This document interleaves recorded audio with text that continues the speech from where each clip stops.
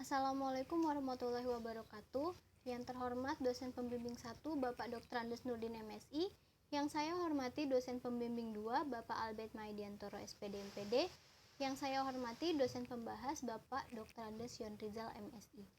Saya Irfa Zuria, mahasiswa Pendidikan Ekonomi 2017, selaku penyaji hendak memaparkan presentasi hasil penelitian saya yang berjudul Analisis Determinan Pendapatan Pedagang di Pasar Pasir Gintung, Bandar Lampung. Yang pertama ada gambaran umum penelitian. Lokasi penelitian ini dilaksanakan di Pasar Pasir Gintung, Bandar Lampung, dengan populasi sebanyak 147 pedagang. Dan sampel penelitian dihitung menggunakan rumus Lovin, diperoleh hasil akhir sampel adalah 60 pedagang. Instrumen penelitian yang digunakan adalah kuesioner, kombinasi antara kuesioner terbuka dan tertutup yang diberikan secara langsung kepada responden. Rumusan masalah. Yang pertama, apakah ada pengaruh modal usaha terhadap pendapatan pedagang di Pasar Pasir Gintung, Bandar Lampung? Kedua, apakah ada pengaruh lama usaha terhadap pendapatan pedagang di Pasar Pasir Gintung, Bandar Lampung? Ketiga, apakah ada pengaruh jam kerja terhadap pendapatan pedagang di Pasar Pasir Gintung, Bandar Lampung? Keempat, apakah ada pengaruh lokasi berdagang terhadap pendapatan pedagang di Pasar Pasir Gintung, Bandar Lampung? Terakhir, apakah ada pengaruh secara simultan antara modal usaha, lama usaha, jam kerja, dan lokasi berdagang terhadap pendapatan pedagang di Pasar Pasir Gintung, Bandar Lampung?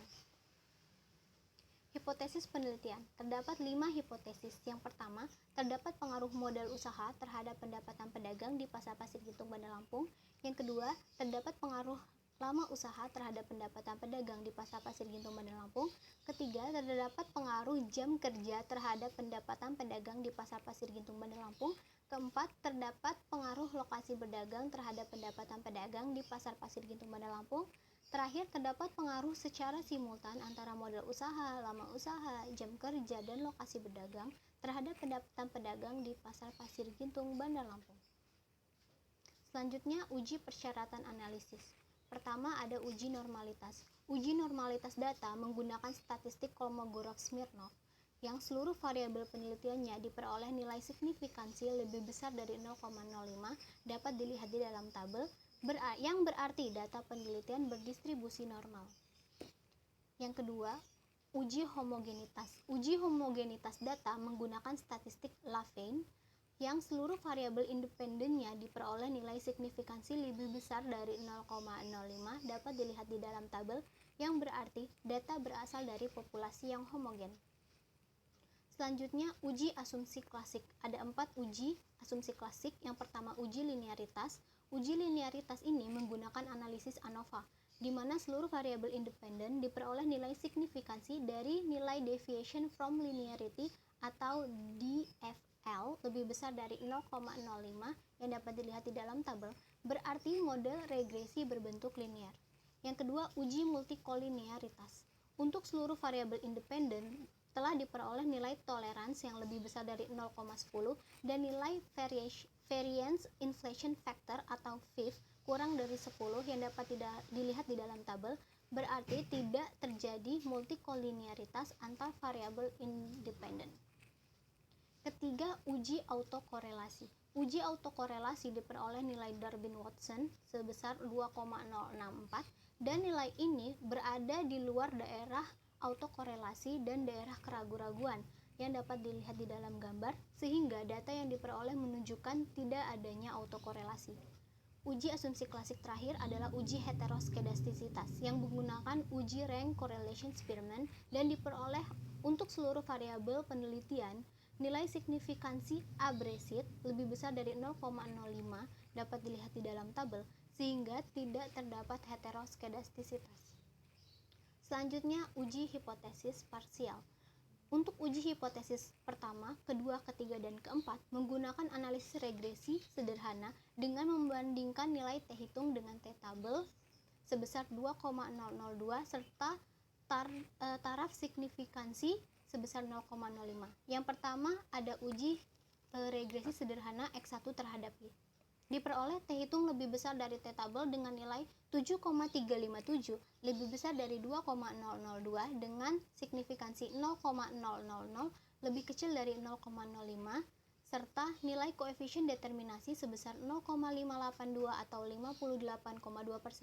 Yang kedua, X2 terhadap Y. Diperoleh nilai T hitung lebih besar dari T tabel dengan nilai 2,422 lebih besar dari 2,002 dengan signifikansi 0,019 lebih kecil dari 0,05 dengan nilai koefisien determinasi 0,162 atau 16,2%.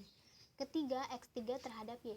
Diperoleh pula T hitung lebih besar dari T tabel dengan nilai 2,691 lebih besar dari 2,002 dengan signifikansi 0,009 lebih kecil dari 0,05 dan nilai R square 0,048 atau 4,8%.